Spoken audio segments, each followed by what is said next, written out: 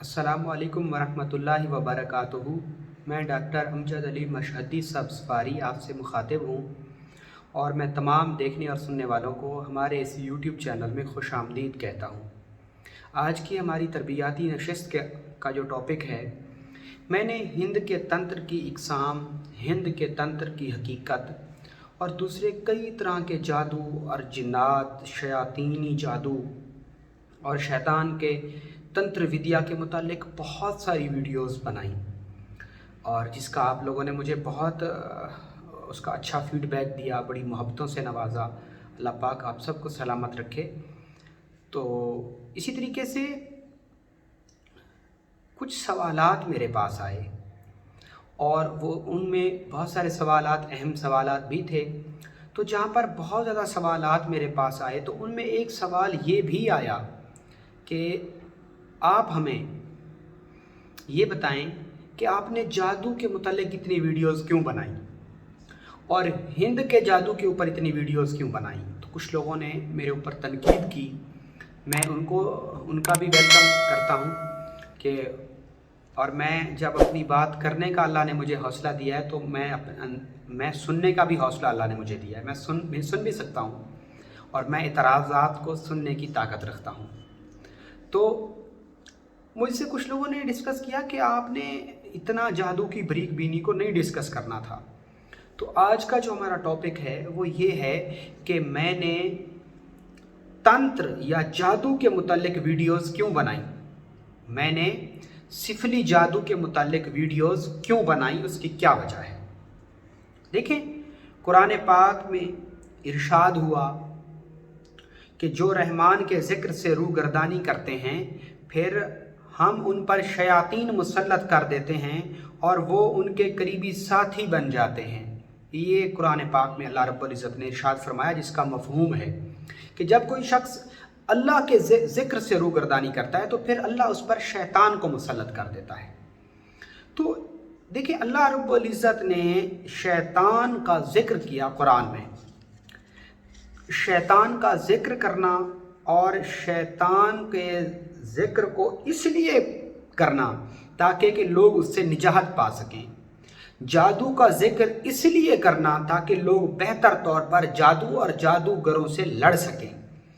मेरे ख़्याल में ये कहीं भी गलत नहीं है। हम कुरान से और अहादीस पाक का मुताला करते हैं तो मेरे वो भाई जो कहते हैं कि आप जादू के मुतालिक इतनी वीडियोस क्यों बना रहे हैं, मैं उनसे ये कहना चाहता हूँ कि देखें, मैं जादू को बढ़ावा नहीं दे रहा, मैं जादू को एक्सपोज कर रहा हूँ। और ये सिलसिला भी मुझे मेरे हिंद के स्टूडेंट्स ने बार बार इसरार किया था, तो इसीलिए मैंने शुरू किया। बाकी आपको पता ही नहीं कि मैं कितनी मेहनत के साथ और कितनी लगन के साथ मुख्तलिफ बुक स्टडी करने के बाद मैं ये चीज़ें लेके आता हूँ। मैं कहीं यूट्यूब से किसी और की वीडियोस चुरा के उनकी बातों को फिर अपना रंग देकर मैं ऐसा कुछ नहीं करता। आप मेरी वीडियोस जाकर सुन सकते हैं। जब हमने कुरान का मुताला किया तो कुरान में हमें बनी इसराइल के किस्सों को कुरान में अल्लाह ने बड़ा तवील से बयान किया। कौम आद और कौम समूद के किस्सों को अल्लाह ने बड़ी तफसील से बयान किया। इसी तरीके से अल्लाह ने शैतान की पूरी डॉक्यूमेंट्री, शैतान की और शैतान का पूरा तारफ़ अल्लाह ने कुरान में बयान किया। इसी तरीके से अल्लाह ने जिन्नात का ज़िक्र कुरान में बयान किया और बाकायदा तौर पर एक सूरत का नाम जिन्नात के नाम से ही रखा गया, जिसे आप सारे जानते हैं। इसके अलावा सहर का ज़िक्र हुआ, सहर की इकसाम, जादू का कुरान में ज़िक्र हुआ और जादू की बाकायदा तौर पर इकसाम का भी अल्लाह ने कुरान में ज़िक्र किया। तो क्या माज़अल्लाह सुम्मा माज़अल्लाह, अल्लाह माफ़ फरमाए, अल्लाह माफ़ फरमाए, क्या अल्लाह का कुरान के अंदर जादू को डिस्कस करना, हम ये कहेंगे कि क्या माज़अल्लाह अल्लाह माफ़ फरमाए, अल्लाह माफ़ फरमाए, तो क्या अल्लाह जादू को आप फिर इस बात को कहाँ लेंगे, किस ज़ुमरे में लेंगे कि अल्लाह ने जादू को डिस्कस किया, सहर को डिस्कस किया, शैतान को डिस्कस किया। तो क्या कुरान माज़अल्लाह शैतान की शान बयान कर रहा है? माज़अल्लाह सुम्मा माज़अल्लाह, हरगिज़ नहीं। क्या कुरान जादू को बढ़ावा दे रहा है, इसलिए कुरान वहम पैदा कर रहा है? माज़अल्लाह सुम्मा माज़अल्लाह, अल्लाह माफ़ फरमाए। ہرگز نہیں۔ تو پھر قرآن نے ان پرانی قوموں کے قصوں کو اور جنات کی زندگی کو، شیاطین کی زندگی کو اور باقاعدہ طور پر ہمارے اوپر شیطان کے مسلط کرنے کو کیوں ڈسکس کیا؟ صرف اور صرف اس لیے میرے بھائی آپ اپنے سینے کو چوڑا کریں۔ اسلام بڑی وساطت رکھتا ہے۔ اسلام نے تو غیر مسلموں کو بھی حقوق رکھے ہیں، اسلام نے تو جنگ کے بھی حقوق رکھے ہیں۔ تو ہر چیز میں اسلام میں گنجائش ہے، اسلام اپنے اندر وساطت رکھتا ہے۔ اسلام کوئی چھوٹا سا دین نہیں ہے، اور نہ ہی اسلام میں یہ چیز ہے کہ کسی چیز کا آپ ذکر کریں گے صرف محض اس لیے کہ جس سے آپ اس کی حقیقت کو ایکسپوز کرنا چاہتے ہوں، اس کی حقیقت کو بیان کرنا چاہتے ہوں۔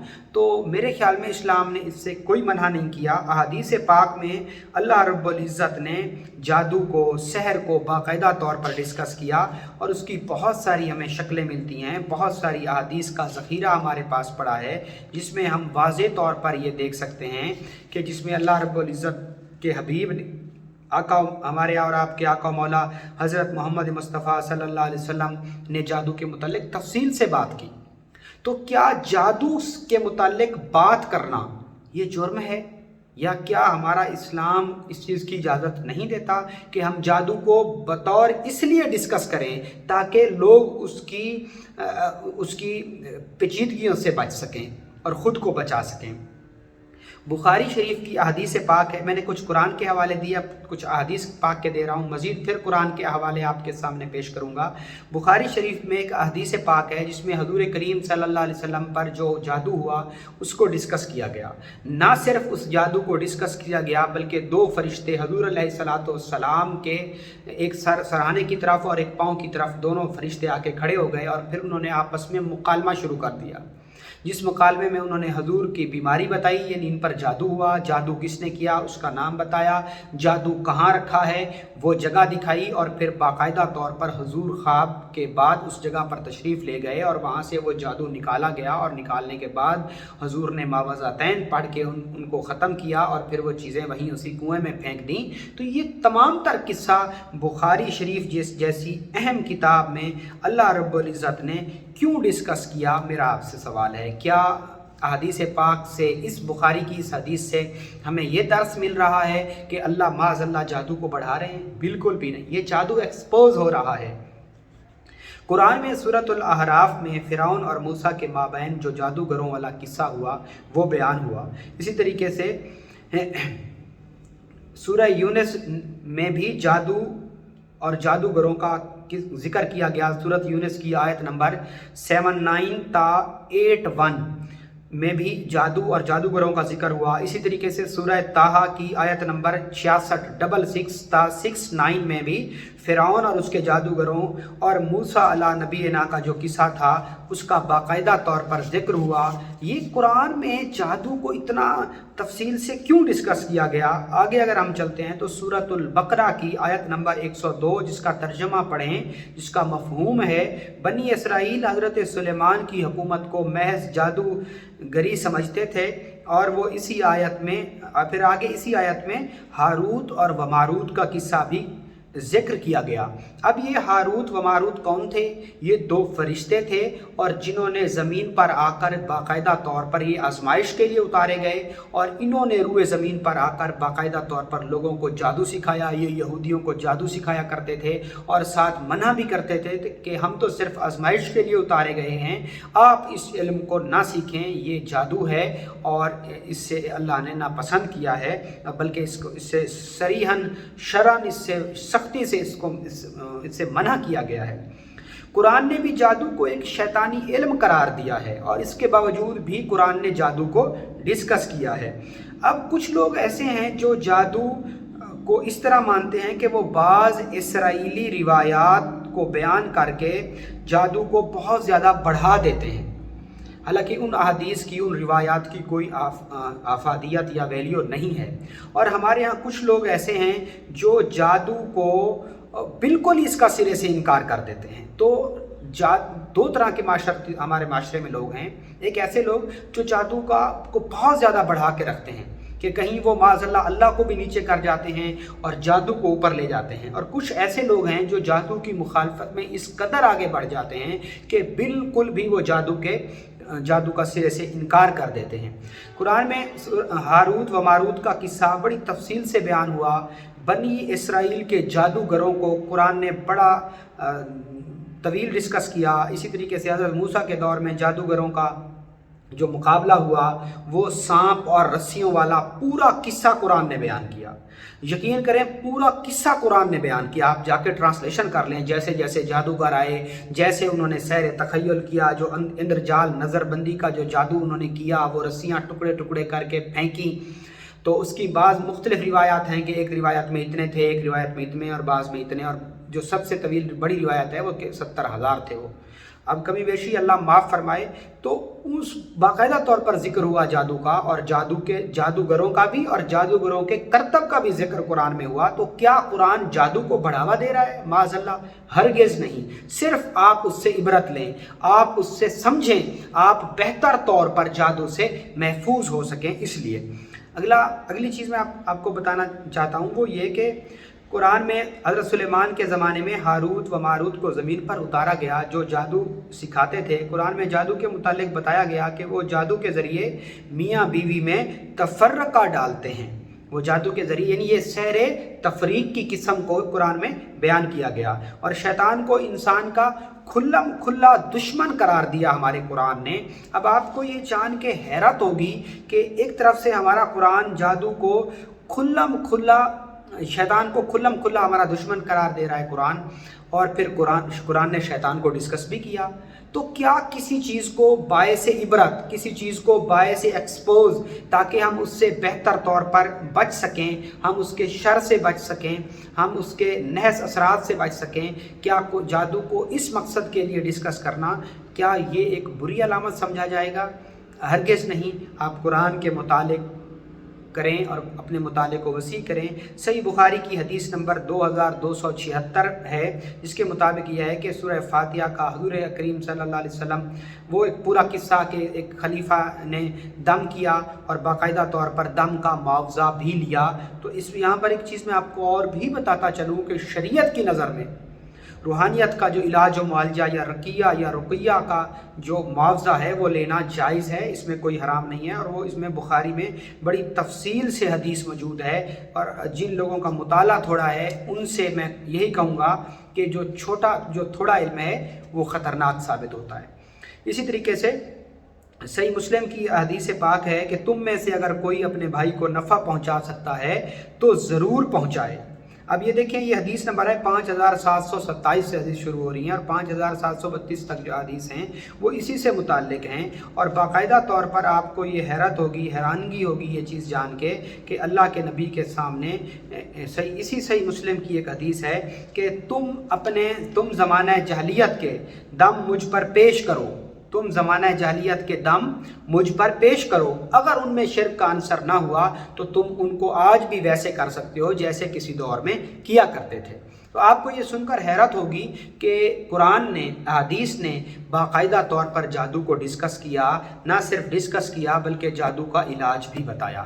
تو اگر کوئی شخص آپ کو جادو کے متعلق، سحر کے متعلق، سحر کی اقسام کے متعلق جادوگروں کے قصے بیان کرتا، قرآن میں بھی بیان ہوئے، وہ قرآن میں بھی بیان ہوئے، میں نے آپ کو اتنے حوالہ جات پیش کیے ہیں۔ میرا مقصد کسی پر تنقید کرنا نہیں میرے بھائی، میں آپ کو free of cost knowledge they رہا ہوں تاکہ آپ اپنا ایمان بچائیں۔